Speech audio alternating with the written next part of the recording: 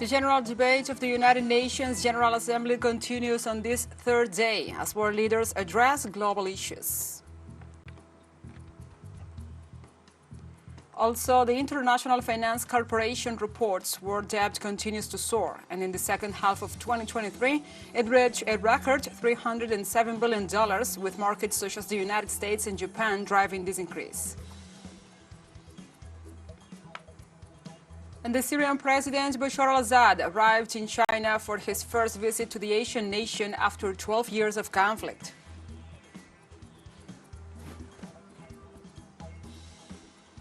Hello from the headquarters of TeleSUR English in Havana, Cuba. This is From the South. I'm your anchor, Gladys Quesada.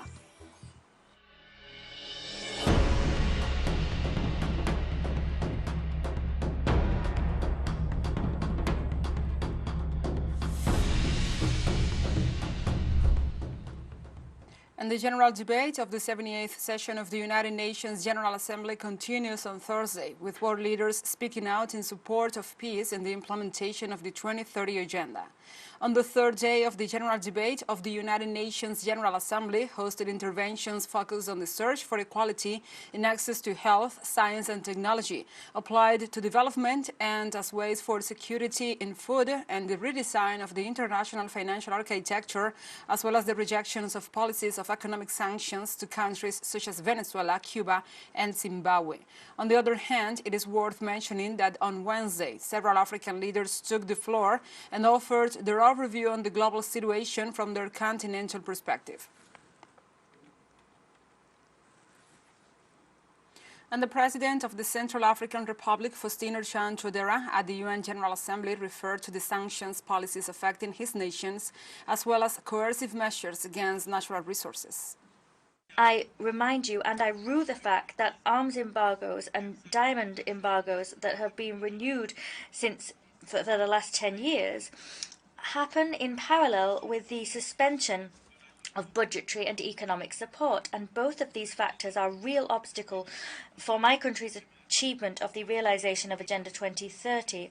Here we repudiate this denial of our right to self-determination and permanent sovereignty over our wealth and natural resources, rights guaranteed by the relevant legal instruments of the United Nations. Please do away with these trumped-up mechanisms which thinly veil a desire to allow insecurity to reign and to continue a stranglehold over our natural resources for the benefit of foreign powers. These mechanisms ultimately legitimize armed groups and give them the status of being a subject of international law. And in this context, during his speech to the United Nations General Assembly on Tuesday, the President of Botswana talked about how the level of development of countries has played a crucial role in determining the severity of the pandemic's effects. For the past few years, we have witnessed and continue to endure the profound and devastating impact of the COVID-19 pandemic. The consequences have been felt across nations, but the extent of its devastation have varied greatly depending on factors such as level of development and geographical location. Whether one resides in the global south or north, a landlocked developing country or small island developing state, these distinctions have played a crucial role in determining the severity of the pandemic's effects. It is therefore imperative that we will wholeheartedly embrace the ongoing discussions regarding pandemic prevention, preparedness and response. Regarding climate change, the President of Botswana, Mogwatizi Eric Keabetswe Mazizi, stated that cooperation and partnerships are essential to address this issue. To effectively address climate change, it is crucial that we prioritize international cooperation and partnerships. This global effort requires a comprehensive approach that goes beyond reducing emissions, encompassing various aspects of our lives, be it energy production, agriculture, transportation, and industry. During the 78th session of the United Nations General Assembly, the President of Sierra Leone expressed the need to achieve the goals of the 2030 Agenda and end poverty, hunger, and sustained conflict. The resonant theme of this General Assembly, therefore, opens a horizon of possibilities, beckoning us to harmoniously forge ahead in the shared pursuit of accelerating actions on the 2030 Agenda and its Sustainable Development Goals towards peace, prosperity, progress, and enduring sustainability for all. Our world faces formidable challenges: widespread poverty, persistent hunger, the looming shadow of climate change, and the unsettling presence of sustained and emerging conflicts. During his speech at the 78th session of the UN General Assembly, the President of the Democratic Republic of the Congo declared that after 25 years of United Nations missions to promote peace in the African country, the time has come for the DRC to take control of its destiny. Following a presence of more than 2 decades by the UN, it's time for my country to fully take its destiny in hand and to become the main protagonist of its own stability. We are grateful to the international community and to the United Nations for their support and their partnership. But we are also aware that the phased withdrawal of MONUSCO is a necessary stage to consolidate progress that we have already achieved. Nonetheless, it should be deplored that the peacekeeping missions that have been deployed in various forms for 25 years in the Democratic Republic of the Congo have not been able to stop rebellions and armed conflicts that have torn apart the DRC and the Great Lakes region, nor have they succeeded in protecting the civilian populations. At the 78th session of the United Nations General Assembly, the President of Liberia pointed out that the objectives of the Sustainable Development must be achieved, along with the Agenda of 2030. We must continue to promote global solidarity and rebuild trust in accelerating progress on the Sustainable Development Goals, the SDGs. The SDGs, by design, require bilateral and multilateral collaborations to achieve the result we seek. The theme of this year's debate, rebuilding trust, reuniting global solidarity, accelerating actions on the 2030 Agenda and its SDGs towards peace, prosperity, progress, and sustainability for all, adequately captured our current global demands. On Wednesday, the presidents of Brazil and Ukraine, Lula da Silva and Volodymyr Zelensky, held their first meeting at the United Nations General Assembly. After a disagreement generated by the Brazilian president's proposal for a peace dialogue with the two parties in conflict, rejected with strong reproaches by the Ukrainian president, the meeting finally took place. President da Silva ratified the importance of building peace and other strategies and paths for recognizing the importance of the meeting.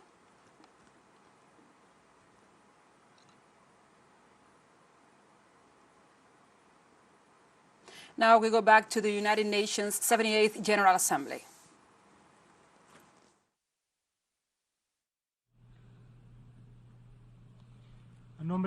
On behalf of the General Assembly, I have the honor to welcome His Excellency Salva Kiir Mayardit, President of the Republic of South Sudan, and to invite him to address the Assembly.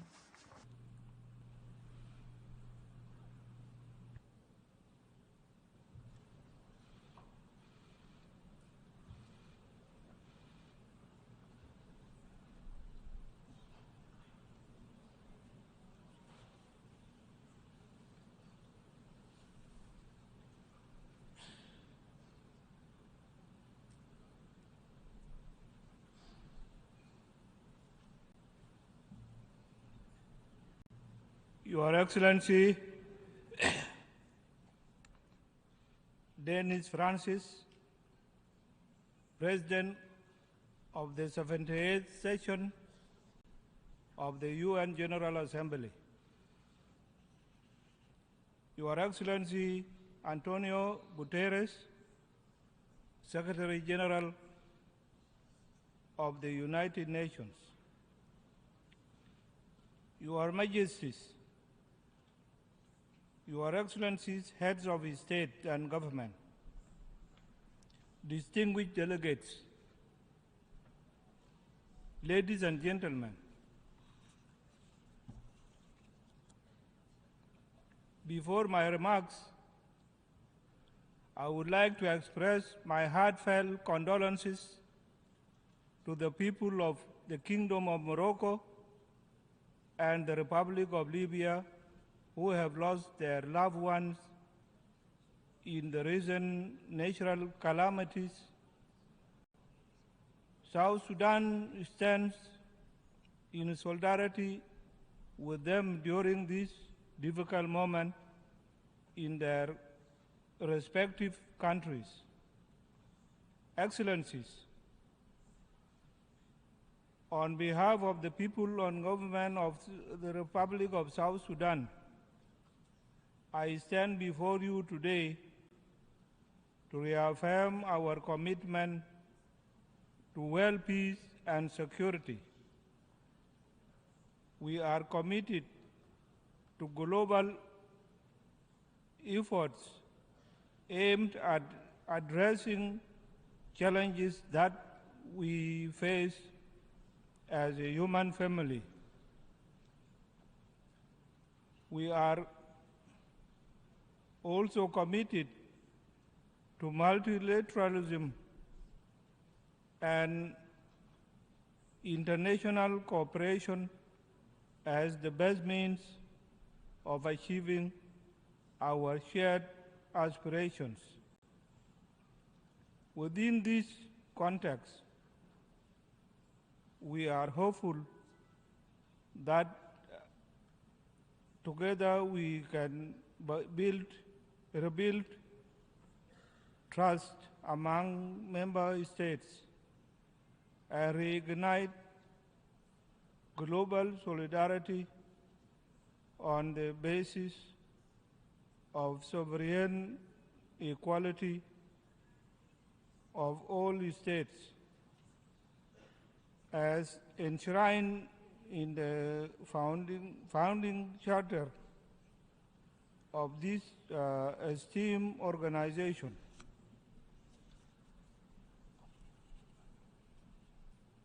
Excellencies, we recognize the urgency of challenges before us. We are also aware of concerted action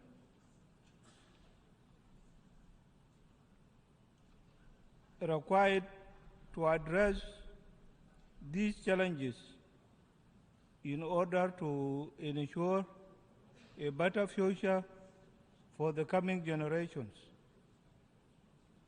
To this effect, South Sudan has developed sustainable development goals, rescue plan with the focus on 7 SDG targets. This plan provides a roadmap of a better future for our people. And given that education is the key that will allow us to achieve our SDGs rapidly, I am pleased to report that South Sudan has made some progress in its education sector. Since our independence in 2011, our constitution, for example,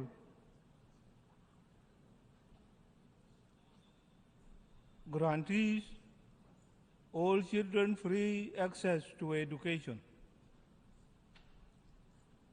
We have also designated education as a human right of every child. In February this year, I directed the Ministry of Education to implement free primary and secondary education policy across the country. This policy has directly led to enrollment of 2.3 million children in our schools. To ensure that girls stay in schools, we have banned child marriages through an act of parliament.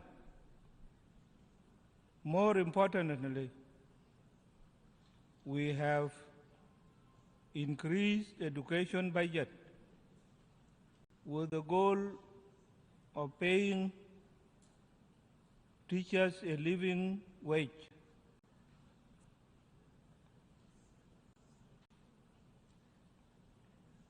In the health sector,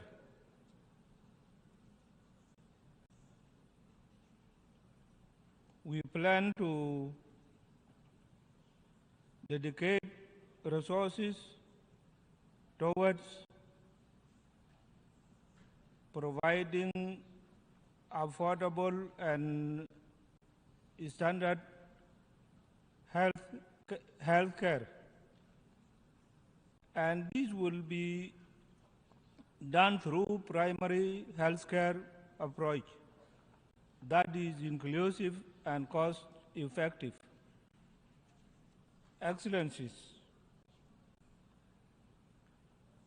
on climate change, South Sudan is dedicated to addressing its adverse impact.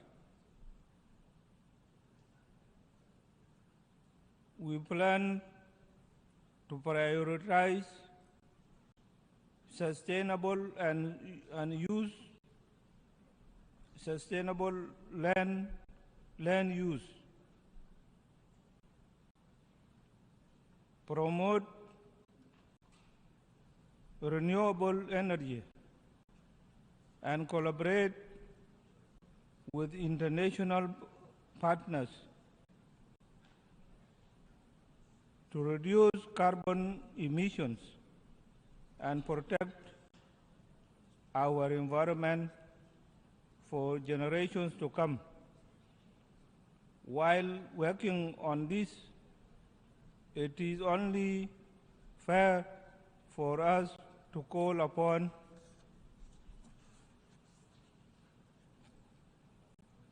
developed countries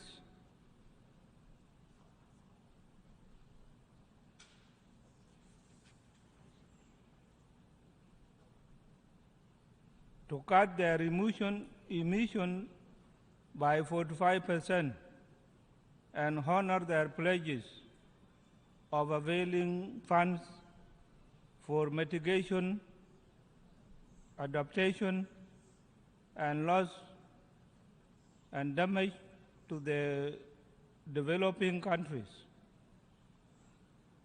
With the recently concluded Africa Climate Summit held in Nairobi, Kenya, it is high time that the declaration of the summit forms the new crisis for rebuilding trust and regaining global solidarity for attaining the 2030 Agenda. Excellencies, we acknowledge the political, humanitarian, and security challenges we have faced as a country since 2013. However, we have turned the corner with the signing of the revitalized peace agreement in 2018. Now we are determined to build on the commitments of our revised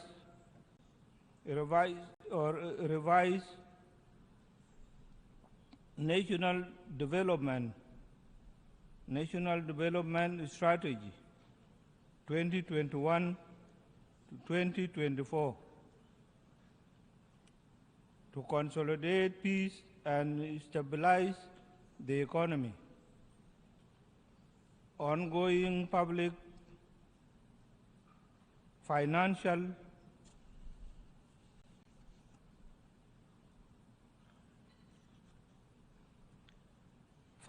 management reforms and recently concluded National Economic Conference from solid basis for sound management of public resources for the benefit of our citizens. What remains now is to fast-track the implementation of the remaining provisions in the agreement in order to conclude the transitional period peacefully through fair, transparent, and credible elections in 2024. We have also managed to engage in dialogue and consultation with the various stakeholders, including civil society, women, youth, traditional leaders, and opposition groups to ensure that our peace process is owned and driven by our own people. As we move in this direction, we call upon the United Nations to lift the arms embargo imposed on us to aid peace implementation and to secure the elections. The arms embargo has impeded the implementation of security arrangements because effective deployment of the unified forces which we have graduated cannot happen without arms. Excellencies, as the country sharing the border with the Republic of Sudan,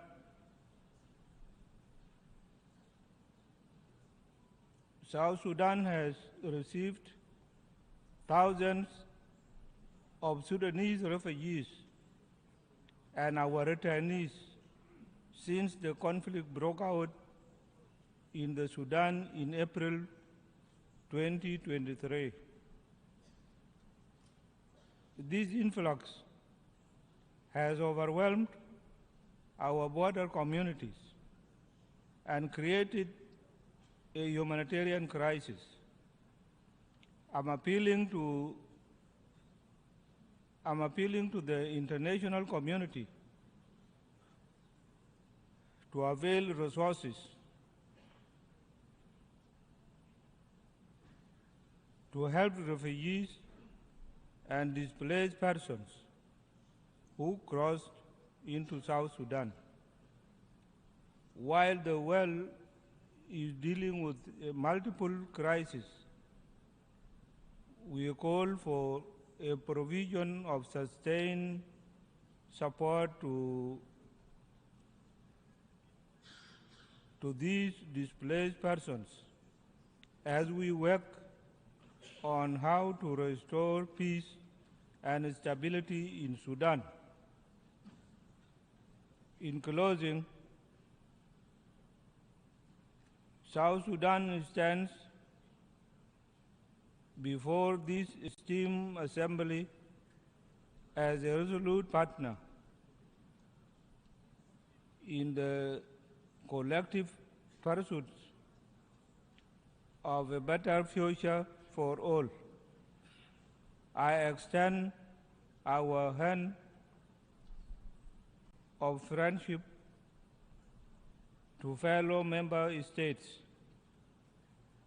international organizations, and civil society. Thank you very much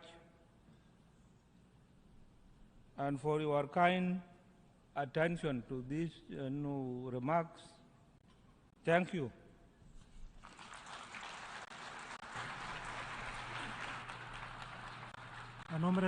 On behalf of the Assembly, I wish to thank the President of the Republic of South Sudan for the statement just made, and I request protocol to escort His Excellency.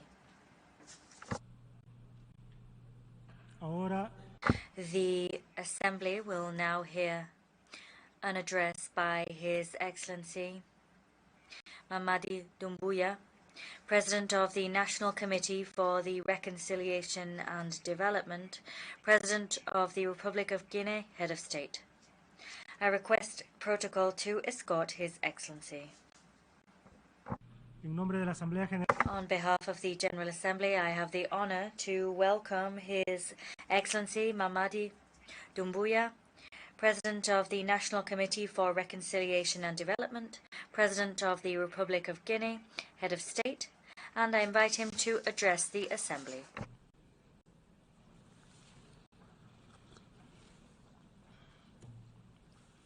Monsieur le Président, Mr. President, Excellencies, ladies and gentlemen, heads of delegations, Mr. Secretary General. At the outset, Mr. President, I would like to extend the warm congratulations of the Guinean delegation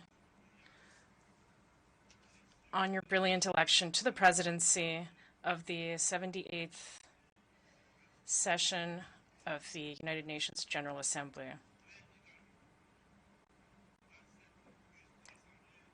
Before this august assembly, I would also like to assure you of my country's support. I take this opportunity to also pay a well-deserved tribute to your predecessor, Mr. Shabakorsi of Hungary. To Mr. Secretary General Antonio Guterres, I extend my gratitude for the dedication with which he leads our organization. Mr. President, ladies and gentlemen, in coming to take part in the work of the 78th regular session of the General Assembly, I'm fulfilling a duty, that of conveying the warm greetings of the sovereign people of Guinea. My country continues to place hope in the United Nations to find appropriate solutions to the issues our world continues to face. In this context, Mr. President, we believe that the fundamentals which underpinned the creation of our organization must adapt to the profound changes in our society. The theme of this session, peace, prosperity, progress, and sustainability, is topical evocative, and deserves particular attention on our part. There is a coup epidemic in Africa. Following the COVID-19 pandemic, the continent has been hit by an epidemic of military putsches, particularly in the French-speaking countries south of the Sahara. Everyone condemns them, sanctions them, is disturbed by the sudden resurgence of this phenomenon that we had thought was a thing of the past, and rightly so. But what I wish to say is that the international community must have the honesty and the rectitude to not content itself simply with denouncing the consequences. Rather, it must look to and address the causes. Coups d'etat have multiplied in Africa in recent years because there are deep-rooted reasons for this. And to remedy the problem, ladies and gentlemen, we must look at these root causes. The putschist is not only the person who takes up arms to overthrow a regime. I want us all to be well aware of the fact that the real putschists, the most numerous, and those who avoid any condemnation, are also those who plot and scheme, who use trickery, who cheat to manipulate the text of the Constitution in order to stay in power eternally.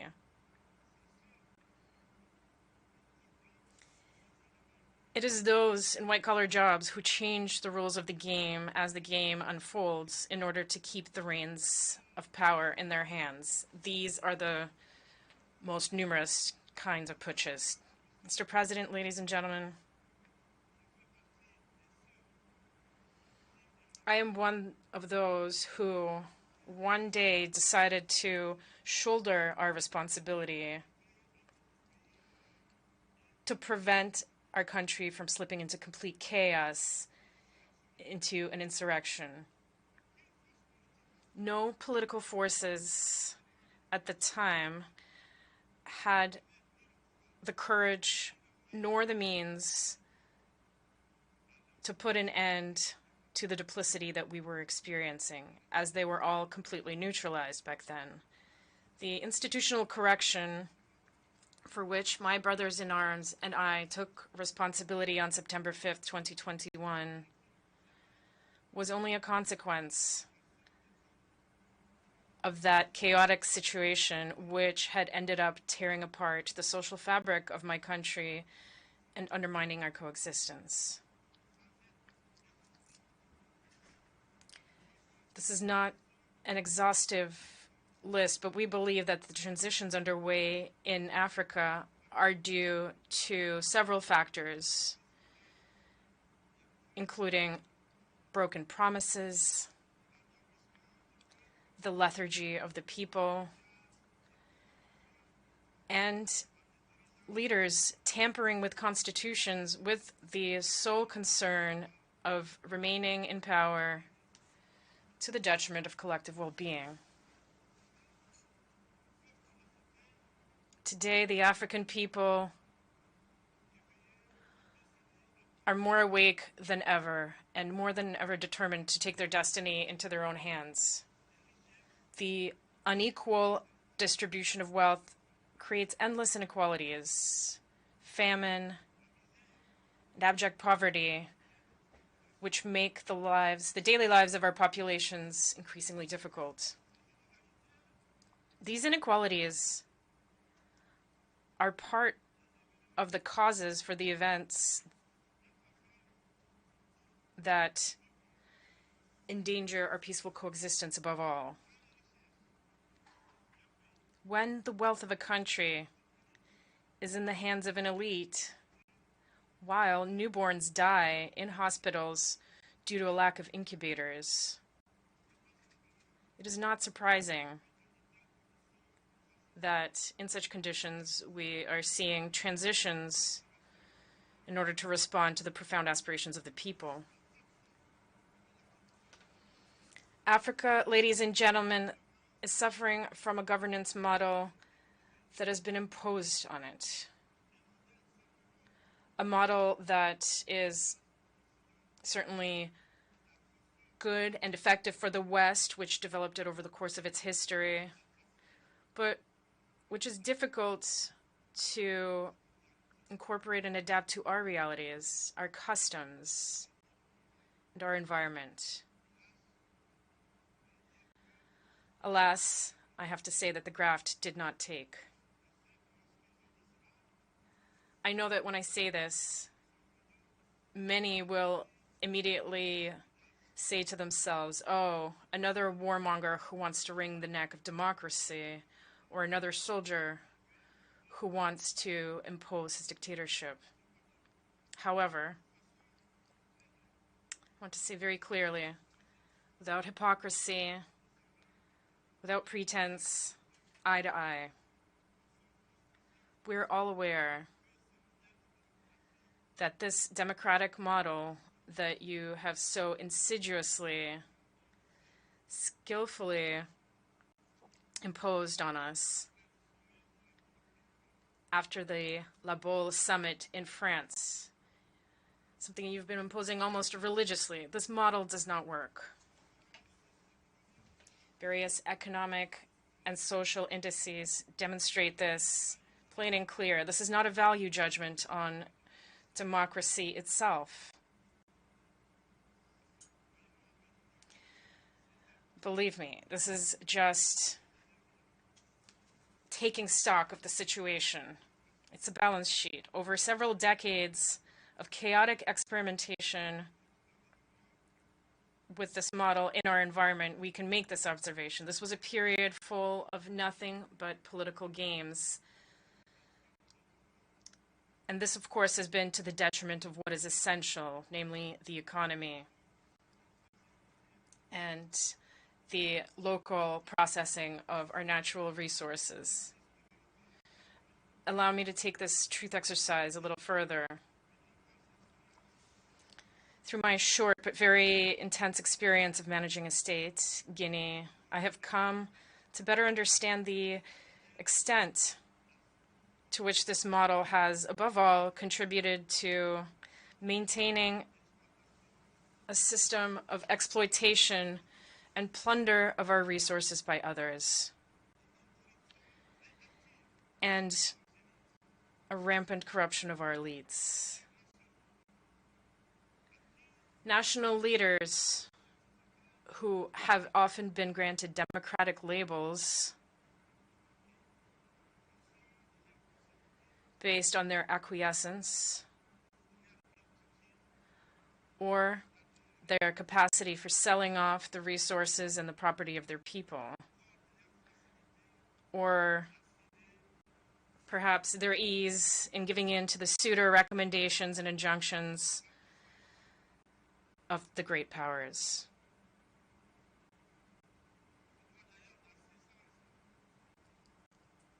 I must confess in this regard that everything that I am facing goes beyond all imagination. These are the same people who profess democracy, transparency, who denounce poor governance and corruption, who dictate the rules. It is they who, behind the scenes, very discreetly and underhandedly, are increasing pressure to make us cede our national wealth through unconscionable leonine contracts. I understand certain leaders and some of my predecessors who, because they possess certain weaknesses, because they were under pressure, or because they had skeletons in their closets, or particularly because they had a political agenda, gave in to what was being asked of them. I understand them, even if I do not approve. In some cases, I was even reminded that if I had a political agenda, I would be less comfortable carrying out the reforms that my government and I are tackling. One thing is certain. We have but one concern, and that is the well-being of the people and living together. This is our priority. This is why the transition I lead has chosen to focus methodically on clear objectives in a precise order: the social, the economic, and the political.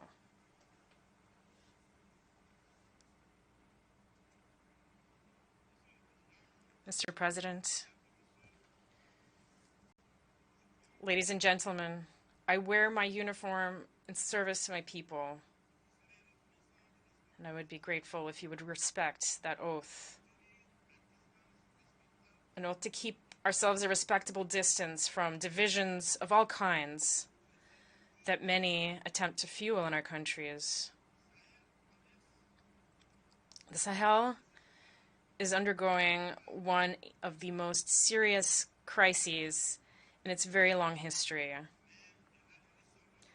But it has the resources that are required to face it. Its legendary sense of diplomacy must be unleashed so that we can speak to each other without interference. It is for this reason that ECOWAS, whose vocation was economic, let's stop getting involved in politics and favor dialogue.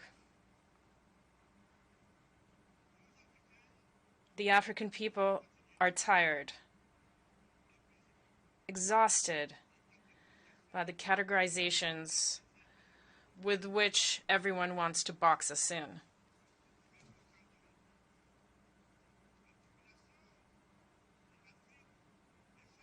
Africa's population is young. It did not experience the Cold War. It did not experience the ideological wars that have shaped the world over the last 70 years. That is why we, Africans, are insulted by the boxes, the categories, which sometimes place us under the influence of the Americans, sometimes under that of the British, sometimes the French, or the Chinese, or the Russians, and even the Turks. We are neither pro nor anti-American. We are neither pro nor anti-Chinese, nor pro or anti-French, nor pro or anti-Russian, nor pro or anti-Turkish. We are simply pro-African, that is all.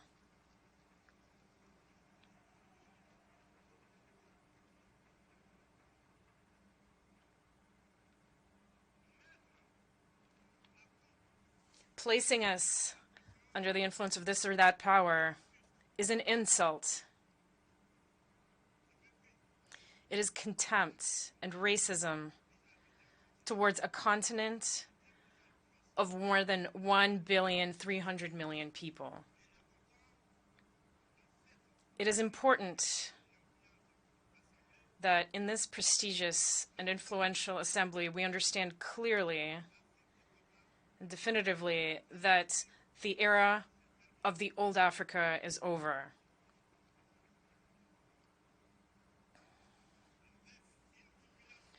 With a population of more than 1 billion Africans, around 70% of whom are young people who are completely free, open-minded, open to the world, and determined to take their destiny into their own hands. The time has come to realize that the structures The rules from the post-war era, established in the absence of our states, which did not yet exist at the time, are obsolete.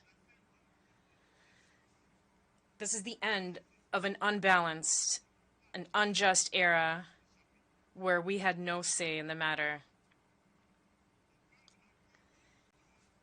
It is time to take our rights into account and to let us take our proper place. But also, and above all, it is time to stop lecturing us and to stop treating us with condescension like children.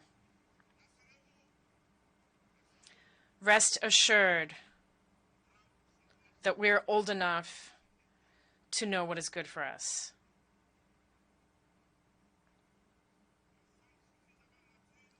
We are mature enough to define our priorities, to design our own models which are in line with our identity, the daily reality of our countries and our populations, in line with what we are, quite simply. We would be very grateful to you if you trust us and let us run our business as you have allowed in certain regions of the world, as you have allowed in Asia, in the Near and the Middle East, to cite only a few.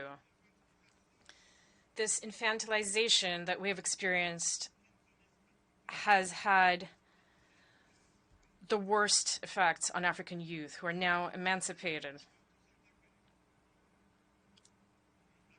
In this context, we are all challenged and called upon to carry out a better analysis of the situation with a view to initiating and pursuing new policies for the benefit of all. The international community must look to Africa with new eyes. It must now engage in genuine cooperation with Africa in a spirit of win-win partnership. I thank you for your attention. Thank you.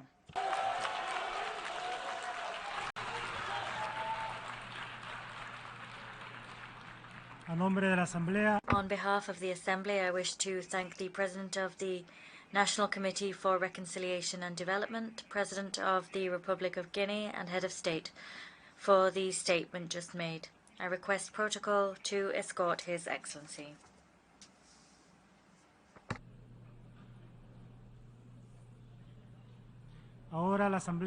The Assembly will now hear an address by His Excellency Evariste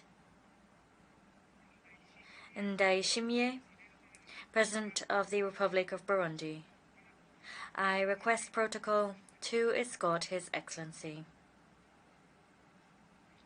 On behalf of the General Assembly, I have the honor to welcome His Excellency Evariste Ndayishimiye, President of the Republic of Burundi, and I invite him to address the Assembly. Thank you, Mr. President.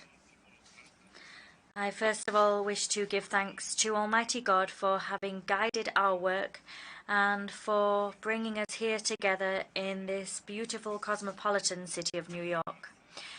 Excellency Dennis Francis, President of the 78th session of the United Nations General Assembly, Excellencies, Heads of State and Government, Your Majesty, Secretary General of the United Nations, distinguished delegates, ladies and gentlemen, all protocol observed. Allow me to express my sincere thanks to the host country of the United States of America and to its people, in particular to the authorities and people of the state of New York. I thank them all for the very warm welcome and exemplary hospitality that I and my accompanying delegation have been shown. At the outset, I wish to reiterate my most heartfelt condolences to the people of Morocco and Libya Today they are in mourning following natural disasters, the human and material damage of which is incalculable. May God bring comfort to those the families at this time of great suffering. Allow me to convey my hearty congratulations to His Excellency Mr. Dennis Francis, following his successful election to the presidency of the 78th session of the United Nations General Assembly.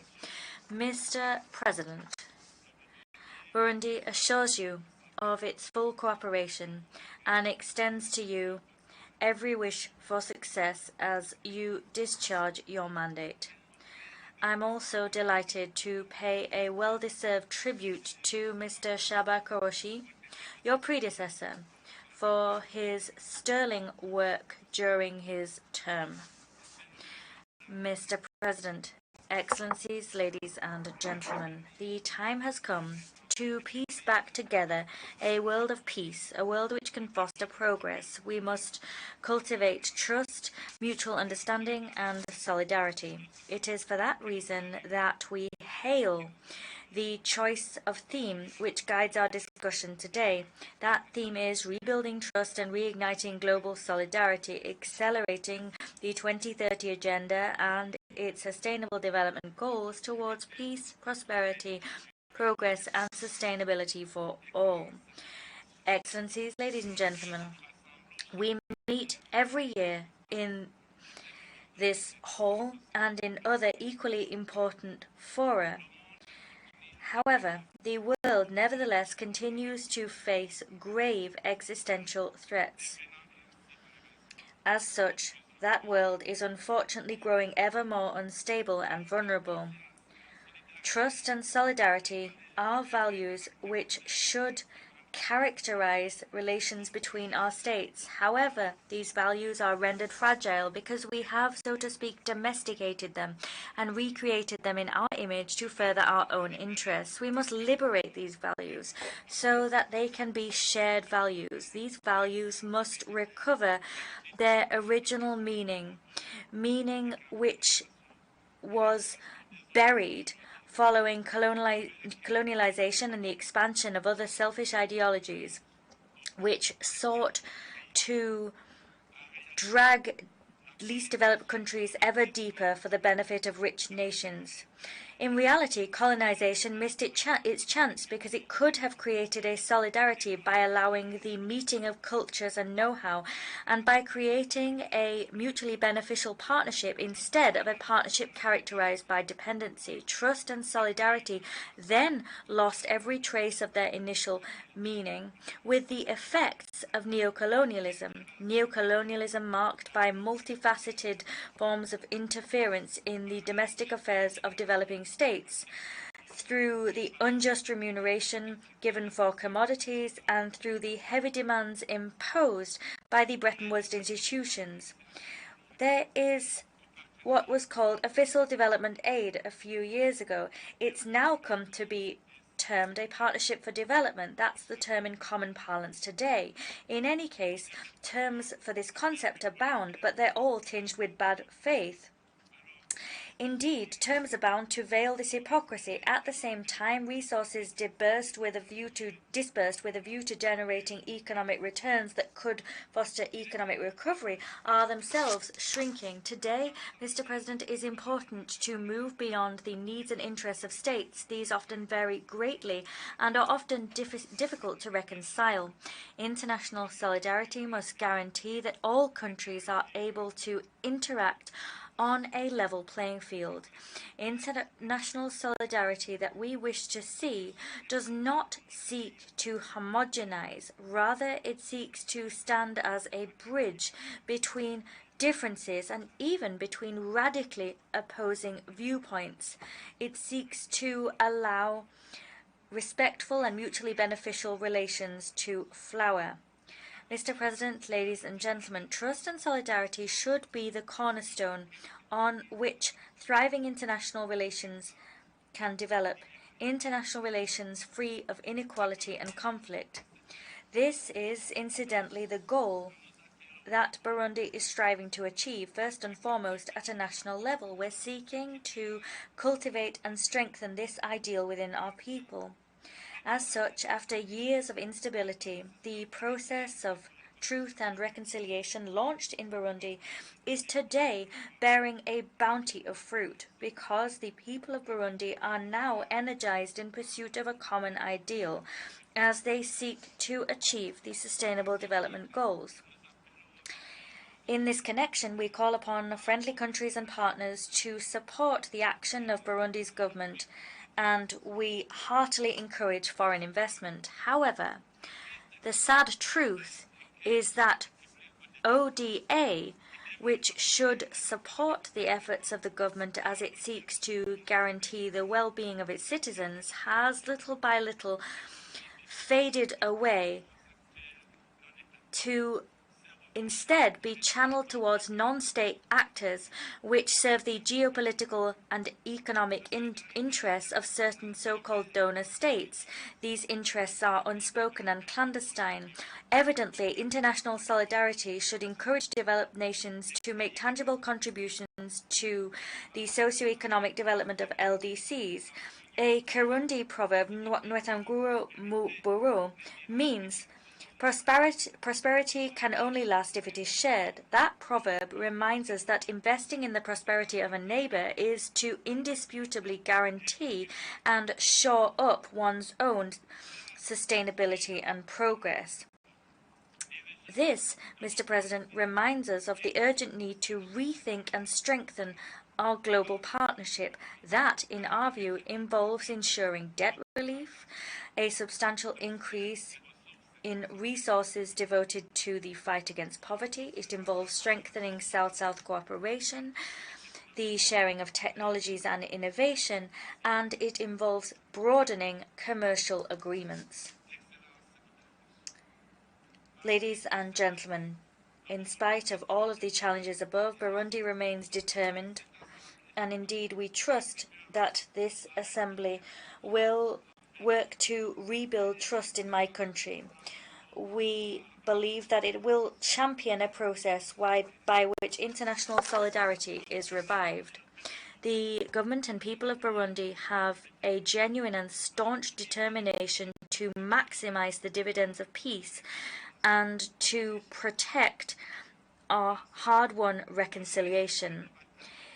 In view of that goal, our warhorse is the promotion of good governance and the fight against all forms of injustice. Indeed, we are engaged in a tireless struggle to ensure the proper management of public affairs, and thanks to this determined struggle, Burundi has made significant progress in terms of democracy, good governance, and improving its business climate. Consequently, we have become a safe place for investment and a range of economic activities. Moreover, significant efforts are being made in productive sectors which create mass employment and which drive growth. Against this backdrop, my government is striving to particularly stimulate the agricultural sector. That sector employs vast swathes of Burundi's population. Consequently, in light of that goal, we have taken the decision to finance our agricultural sector through our national program of agricultural subsidies. That program subsidizes fertilizers, selected seed species, and plant health products. We're also focusing on development of research in the agricultural sector, as well as the mechanization of it and the use of advanced technologies to ensure agro-food processing and to shore up rural infrastructure. To do all of the above, a national pact for agriculture has been established, and it has put in place 2 agricultural hubs built around 4 lucrative subsectors. That was done very quickly, and we now also have a special agricultural industrial zone. In all of the above endeavours, we wish to involve Burundian economic operators and foreign investors. To implement this plan, we have a new investment code and have made regulatory adjustments which make our environment a very attractive one. Given the fact that we have a climate which favours year-round agriculture, given the fact that we have a wealth of labour available, and given the exceptional fertility of our soil, Burundi is the best possible destination for anyone wishing to invest in the agricultural sector. Excellencies, ladies and gentlemen, in other sectors, elsewhere, my government has just updated its mining code to create an investment-friendly environment within this sector. The abundant mineral wealth of our country remains underexploited. My government's goal is to bring about economic recovery by exploiting our natural resources. The goal is to make Burundi an emerging country by 2040 and a developed country in 2060. To succeed in this endeavour, we are giving pride of place to young people and women. They are the real drivers of socio-economic development because of the way they promote entrepreneurship, innovation, and because of their spirit of creativity.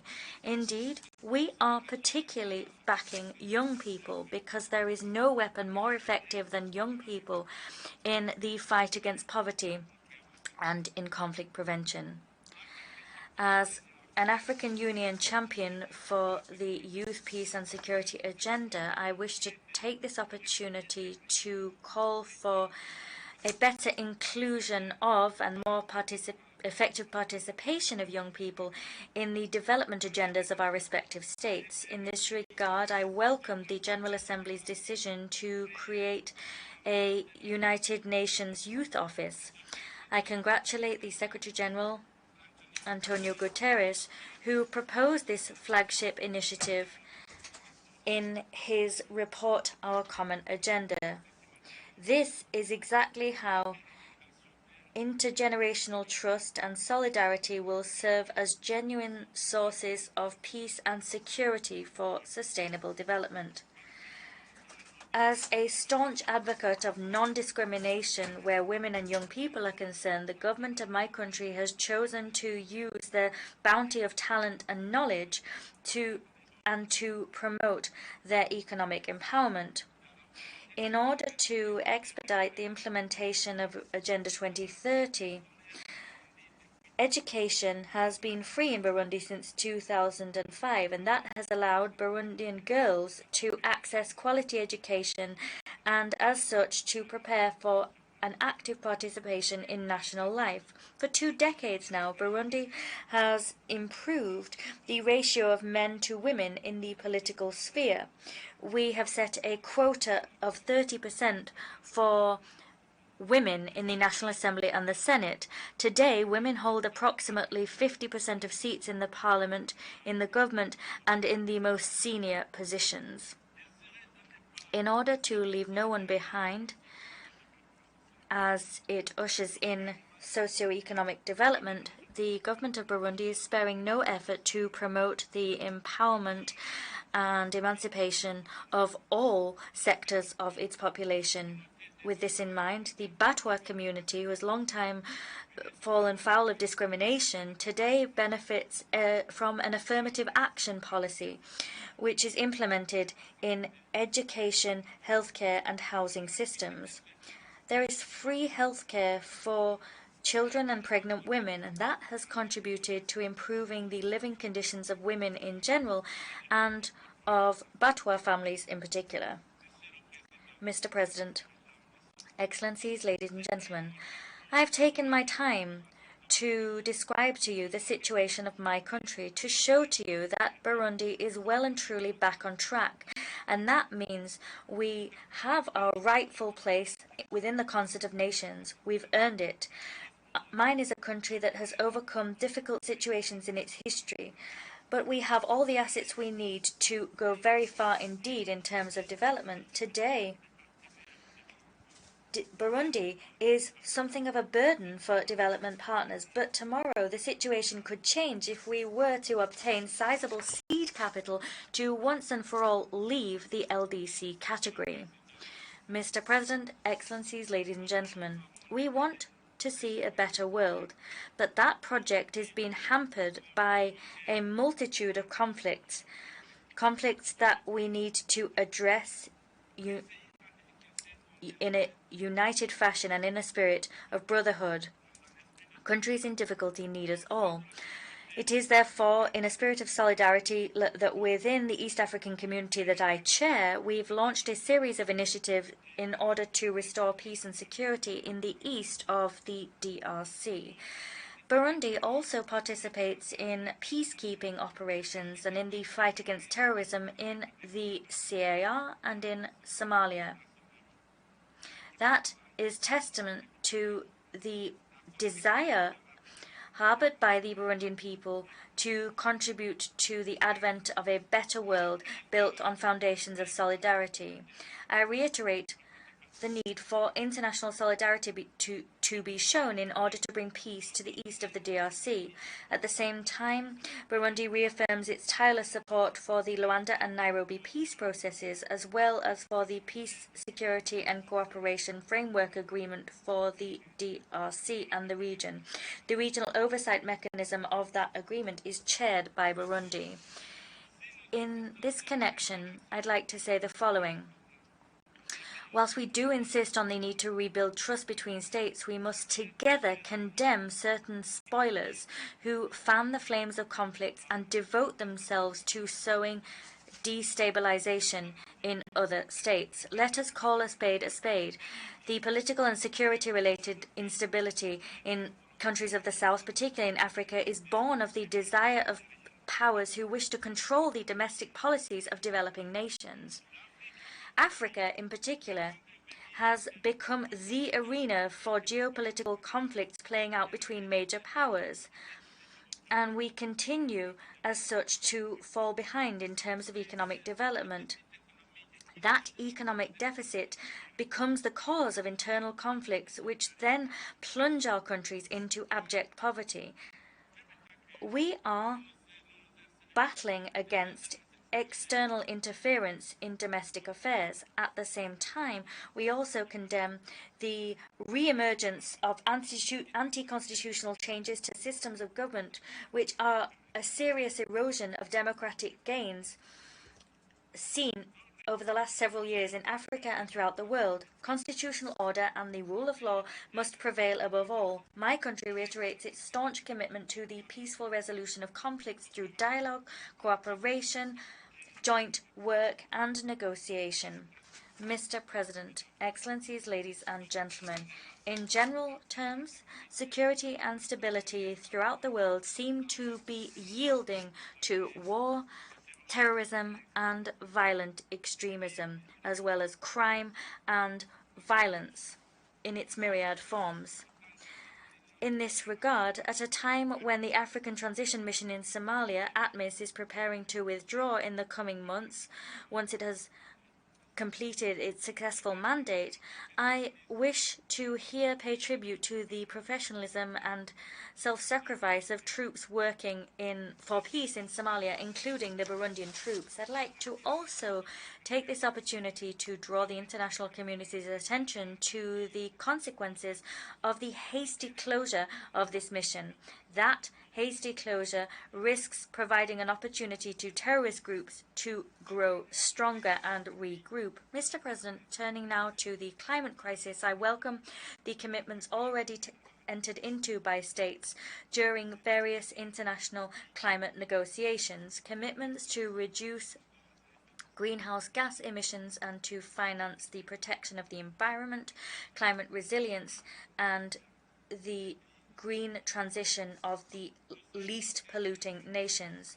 We want to see these commitments followed up by tangible action, because the failure to mobilize $100 billion annually since 2020, a commitment made in the Paris Agreement, and that was a commitment that was to continue annually until 2025, but the failure of that to materialize imperils the very existence of future generations.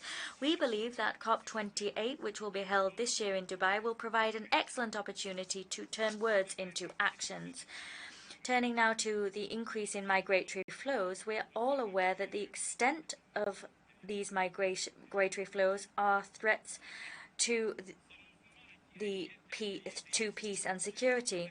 Indeed, this movement is of concern to rich countries, is the consequence of poverty, because these migrants are seeking a better life, and as such they leave poor areas to earn a living in more affluent nations. The reducing migration involves inevitably adopting appropriate cooperation-based measures which allow young people better opportunities to find opportunities for decent work, employment, independent employment, or entrepreneurship. This should be done namely through the implementation of programs which seek to achieve the SDGs and ensure they are achieved on a national level. We are now called upon to focus our efforts on establishing a global partnership which fights poverty in all its forms. However,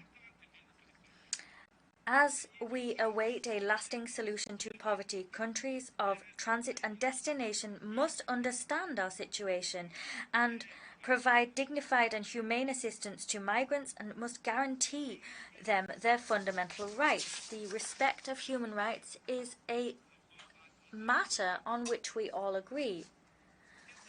These rights must be universal and indivisible for all. My country is always against discrimination, as well as against the instrumentalization of human rights and the double standards used in their application.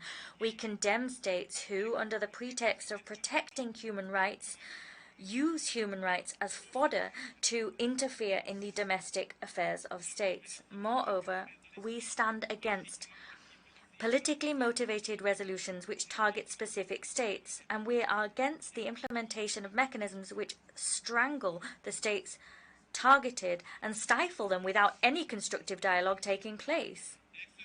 Excellencies, ladies and gentlemen, allow me, before I conclude, to reaffirm our commitment to the democratization of the multilateral system. This includes the reform of the United Nations Security Council as well as of the international financial system to make both more representative, just and inclusive, and able to more effectively address the challenges emerging in the world today. International law recognizes the principle of the sovereign equality of all states. Accordingly, these states must enjoy the same rights and the same international duties, including in the sensitive domains of the maintenance of international peace and security. I wish to thank the member states of the Security Council, some of which understand the desire long expressed by Africa. Mr. President, ladies and gentlemen, excellencies, as we mark this International Day of Peace, I wish to close my address by paying a fervent tribute to our brave peacekeepers, wherever they are in the world, because they defend a universal cause which transcends all of our differences. For peace, for the sake of peace, let us rebuild trust and reignite international solidarity. May God bless you. Thank you for your kind attention.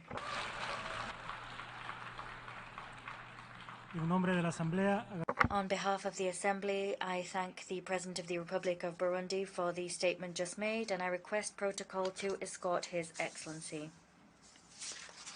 The Assembly will now hear an address by His Excellency Alexander Vučić, President of the Republic of Serbia. I request protocol to escort his. And we were listening to statements by the heads of state of South Sudan, Guinea, and Burundi. The heads of state were addressing the current challenges that the countries are facing and how the Western models imposed on their countries in Africa as a whole is having a heavy toll on them, their economies, and the social development. Like this, we have come to the end of this news brief. But remember, you can find this and many other stories on our website at telesurenglish.net. And also, if you feel so inclined, please join us on social media for all the latest news. We are on Facebook, X, Instagram, Telegram, and TikTok. For TeleSUR English, I'm your anchor, Gladys Quesada. Thank you for watching.